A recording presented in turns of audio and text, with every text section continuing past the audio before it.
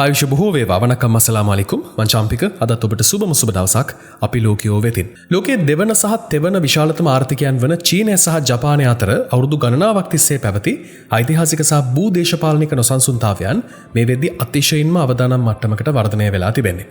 මේ දෙරට අතර යුදමය ගැටුමක් ඇතිවීමේ අවස්ථාව ඉතාම අල්ප වුවත් වත්මන් ගෝලීය තත්ත්වය යටතේ ඒ වගේ ගැටුමක් ඇති වුවහොත් සිද්ධ වෙන්න පුළුවන් දේ පිළිබඳව විමසා බලන එක මම හිතනවා රට ලෝකෙ ගැන අවබෝධයෙන් ඉන්න ඔබට මට ඉතාම වැදගත් කියලා. විශේෂයෙන්ම ගත්තොත් ජපානයේ පශ්චාත් යුද සාමවාදී ප්‍රතිපත්තිය අත්හැර දමා ආක්‍රමණශීලී ප්‍රතිප්‍රහාරක හැකියාවන් එහෙම නැත්නම් කවුන්ටර් ස්ට්‍රයික් කේපබිලිටිස් කරා යොමු වීමත් ඇමරිකානු සන්ධානය දැඩි ලෙස ශක්තිමත් වීමත් එක්ක මේ යුදමය තත්ත්වය එක්සත් ජනපදයේ සහ සමස්ත ඉන්දු පැසිෆික් කලාපයේම ඉරණම තීරණය කරන්නක් බවට පත්විය හැකි. ඉතින් මෙන්න මේ විශ්ලේෂණය කරන්න අපි දැනට පවතින උණුසුම් භූදේශපාලනික තත්ත්වයත් මේ රටවල් දෙකේ තියෙන මිලිටරි ශක්තිය පිළිබඳව එහෙම නැත්නම් යුද ශක්තිය පිළිබඳවත් කරුණු තොරතුරු එකතු කරගත්තා. ඉතින් ඒ ඔස්සේ තමයි මේ වීඩියෝ එක අද අපි ඔබට කියන්නේ වත්මන් ලෝක තත්ත්වය යටතේ චීනය සහ ජපානය යුද්ධයකට ගියොත් සිද්ධ වෙන්නේ මොකක්ද කියන කාරණය.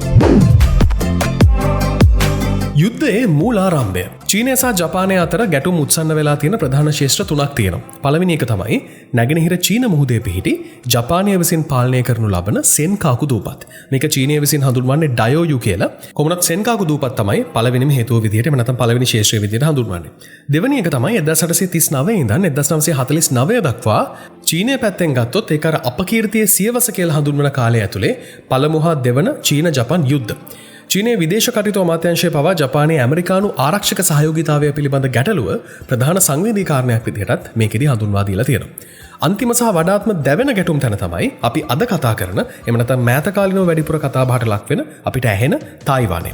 ජපානයේ නව අග්‍රාමාත්‍යවරය වන සානේ ටකායිචි වගේ ජපාන් නායකයින් විසින් කරන ලද ප්‍රකාශ මගින් පෙන්වලා දෙන්නේ චීනය තායිවානයට පහර දුන්නොත් ඒක ජපානයේ පැවැත්මටත් තර්ජනයක් විය හැකි බව. ඒ වගේම තමයි එවිට ජපානයට සාමවාදී එහෙම නැත්නම් සාමය පිළිබඳ ප්‍රතිපත්තියකින් ඔබට ගිහිල්ලා සාමූහික ස්වයං ආරක්ෂාව යටතේ හමුදාමය මැදිහත් වීමක් කරන්නට සිද්ධ වෙනවා කියලා. ඉතින් තායිවානයේ ප්‍රධාන දූපතට කිලෝමීටර් 110ක් තරම් ආසන්නයේ ජපානයට අයත් යොනාගුනි දූපත පිහිටා තිබීම මේකේ භූගෝලීය සංවේදීතාවය මැනවින් ලෝකයට පෙන්වනවා. ඉතින් චීනය ගත්තොත් මේ දේශපාලන ප්‍රකාශයන්ට ප්‍රතිචාර දක්වමින් නිරන්තරයෙන්ම ජපාන් ගුවන් ආරක්ෂක හඳුනා ගැනීමේ කලාපයට TB-2.1 වගේ ඔත්තු බැලීමේ සහ ප්‍රහාරක ඩ්‍රෝන යානා යැවීම සහ සෙන්කාකු දූපත් අසල දින 150කට වැඩි කාලයක් තමන්ගේ වෙරළාරක්ෂක යාත්‍රා අඳවා තබා ගනිමින් ජපානයට එල්ල කරන තර්ජනය මේ වෙද්දි මේ ගැටුම සහ මේ ප්‍රශ්නය තවත් උඩුදුවන්න හේතු කාරණා වෙලා තියෙන්නේ.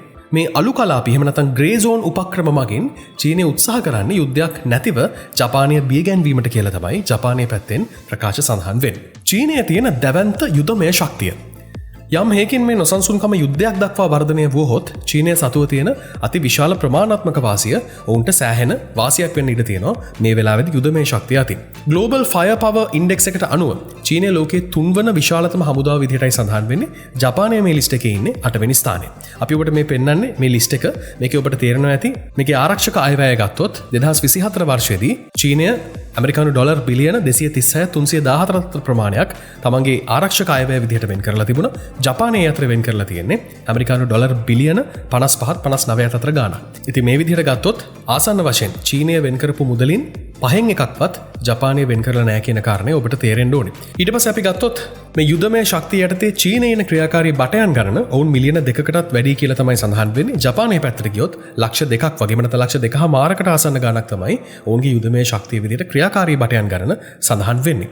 ඒ වගේම චීනයේ පැත්තෙන් සටන් ගුවන් යාන 1212ක් තියෙනවා කියලා අන්තර්ජාලය තුල වාර්තා වෙනවා.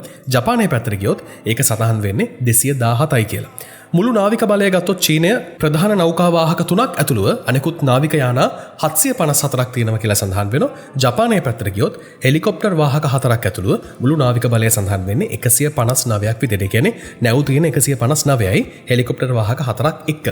මූලික වාසිය ගත්තොත් මේ දෙකේ ප්‍රමාණාත්මක සංසන්දනයත් එක්ක ගත්තොත් එහෙම චීනය ඉස්සරහින් ඉන්නවා. මොකද ප්‍රමාණය සහ සංඛ්‍යාත්මක බලය අතින් හැබැයි ගුණාත්මක භාවය සහ අලුත් තාක්ෂණය අතින් ජපානය ඉස්සරහින් ඉන්නවා කියන කාරණය මුළු ලෝකෙම දන්න දෙයක්. ඉතින් යුද්ධෙදී බැරි වෙලාවක් මේ රටවල් දෙක යුද්ධයකට ගියොත් චීනයේ දැවැන්තම තර්ජනය වෙන්නේ මේකේ තියෙන රොකට් ෆෝස් එක. එහෙම නැත්නම් රොකට් බලකාය. මේ බලකාය සතුව ගුවාම් එක්ස්ප්‍රස් සහ කැරිය කියල වගේ අන්වර්තන හමයන් සහිත මිසයිල දහස් ගණනක් තියෙනවා කියලා තමයි දැන්ට නිල වශයෙන් සඳහන් වෙන්නේ. ඒවා ඇමරිකානු සහ ජපාන් නාවික හමුදාවන්ට වගේම මුළු ජපාන භූමියටම එල්ල කරන්න පුළුවන් වපසරයකින් සහ හැකියාවකින් යුක්තයි. 2023 වර්ෂයේ ඔක්තෝබර් මාසය වෙද්දී චීනය සතුව න්‍යෂ්ටිකාවි 500ක් පමණ ඇති බවට ගණන් බලලා තිබ්බා.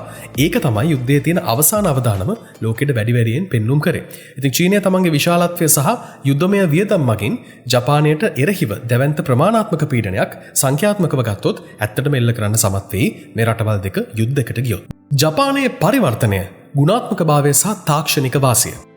චීනය මේ ප්‍රමාණාත්මක වාසියට එරෙහිව ජපානය මේ වෙදි තමන්ගේ ආරක්ෂක ප්‍රතිපත්තියේ දැවැන්තම පරිවර්තනයක් කරමින් ඉන්නවා. 2023 වර්ෂයේ වාර්ෂික හමුදා දවල පත්‍රිකාවේ චීනය විශාලතම උපාය මාර්ගික අභියෝගයේ විදිහට ඔවුන් නම් කරලා තිබීමෙන්ම මේ ප්‍රශ්නය වෙනුවෙන් රාජතාන්ත්‍රිකව ඔවුන් දාලා තියෙන අවධානය ලෝකයට මනාවට පේනවා. ඉතින් ඒ වගේම තමයි ජපානය පශ්චාත් යුද සාමවාදී ප්‍රතිපත්තියෙන් මිදී ආක්‍රමණශීලී ප්‍රතිප්‍රහාරක හැකියාවන් වර්ධනය කිරීමටත් ඒ අනුව තීරණය කරලා තියෙනවා.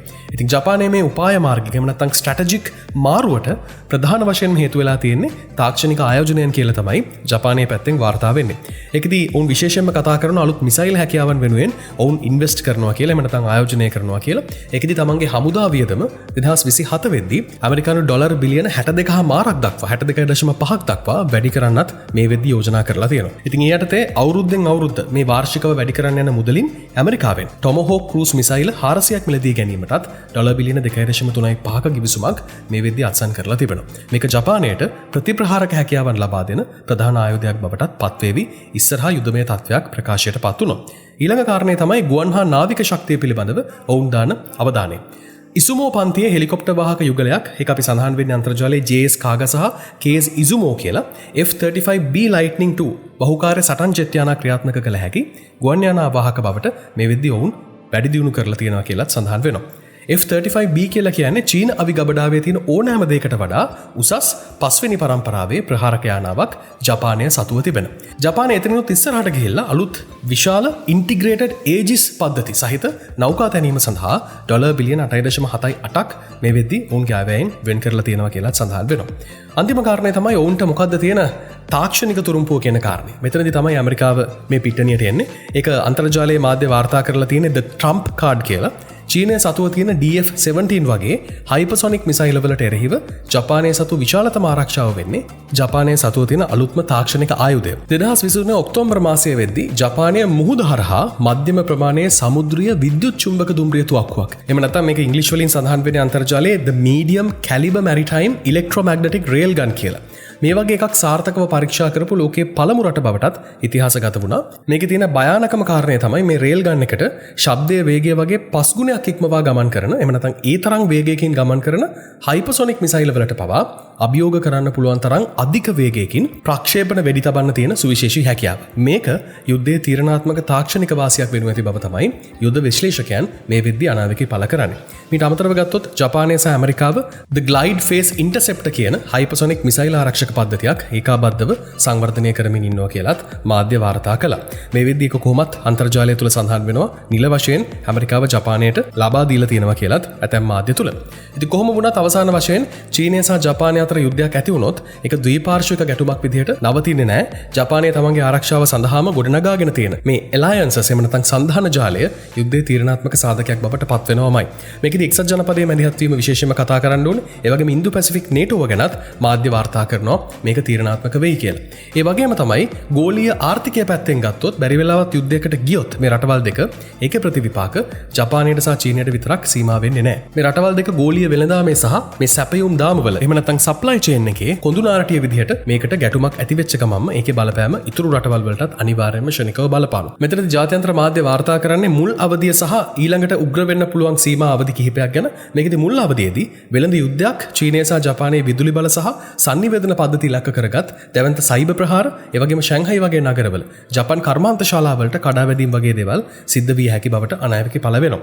මෙන්න මේක මිලියන ගණනක් තුවාල ලැබීම සහ සිවිල් වැසියන් ලක්ෂයක් ලක්ෂ 5ක් අතර සංඛ්‍යාවක් මේ යාමටත් මග පාදන්න හේතු කාරණා වෙන්න පුළුවන්. ඊට පස්සේ ආර්ථික වශයෙන් බලපාන කාරණා කිහිපයක් තියෙනවා. දකුණු චීන මුහුද හරහා ගමන් කරන ලෝකයේ නාවික ගමනාගමනයෙන් අඩක් පමණ අඩාල වෙන්නට පුළුවන්. ඒ තුලින් ගෝලීය වෙළඳාම ක්ෂණිකව කඩා වැටෙන්නත් පුළුවන්. මේ ගැටුම අවුරුදු 5ක් පුරා පැවතුනොත් ගෝලීය දළ දේශීය නිෂ්පාදිතයේ පාඩුව ඇමරිකානු ඩොලර් ට්‍රිලියන 17 ඉඳන් 34 දක්වා විය හැකි බව මේ වෙද්දි කරන පරීක්ෂණ වලින් අනාවැකි විදිහට පළ කරලා දීලා තියෙනවා සහ විද්වතුන් පළ කරලා තියෙන මත විදිහට දක්වනවා. ඉතින් අවසාන වශයෙන් චීනය සහ ජපානය අතර ඇති විය හැකි යුද්ධයක් කියලා කියන්නේ කලාපීය වශයෙන් තියෙන ගැටුමක් විතරක්ම නෙවෙයි අනෙකුත් රටවල් වලටත් සෑහෙන ගෝලීය ව්‍යසනයක් ඇති කරන සිද්ධියක්. අන්න ඒ ව්‍යසනය ඇතුලේ ලංකාව වගේ රටවල් ගැන කතා කරන්න දෙයක් නැහැ. අපි ඉතුරු වෙන්නේවත් නැහැ. ඉතින් මේ ගැටුමේදී කිසිම පාර්ශවයකට ඉක්මන් හෝ පහසු ජයග්‍රහණයක් නම් අත්පත් කරගන්න වෙන්නේ නැහැ. ඒක අවසානයේදී යුද්ධමය ඇනහිටීමක් දක්වා වර්ධනය වෙනවා කියලා තමයි ගොඩක් දෙනෙක් කියන්නේ. යුද්ධය අවසන් වෙද්දී ලෝකෙට ගෙවන්නට සිද්ධ වෙන ආර්ථික සහ මානව පිරිවැය මිනිසුන්ගේ නැතිවීම කොච්චරද කියන කාරණේ ඔබ දන්නවා. ඒ නිසා අපි ප්‍රාර්ථනා කරමු මේ රටවල් දෙක අතර තියෙන මේ නොසන්සුන්තාවය යුද්ධයක් දක්වා වර්ධනය නොවි සාමකාමීව පුළුවන් තරම් ඉක්මනට විසඳෙන්නට කියලා.